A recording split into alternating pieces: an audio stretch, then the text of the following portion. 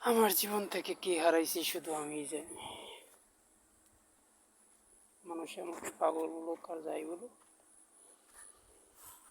তুমি আমার এই বুকের ভিতর কতটুক জায়গা নিয়ে দখল করে বসে আছো, সেটা আমি আর আমার উপর আল্লাহ জানে। তাই বলছি, আমাকে তো ছেড়েই দিস। তুমি যার জন্য আমাকে ছেড়ে দিছ, কখনো তাকে ছেড়ে দিও না। হারানোর যন্ত্রণা যে কতটুকু কষ্টকর সেটা আমি শুধু জানি, আর কেউ জানে না। ধীরে ধীরে আমি নিঃস্ব হয়ে যাইতেছি। ইচ্ছে করে মরে যাইতে, তো মরবো কিসের জন্য?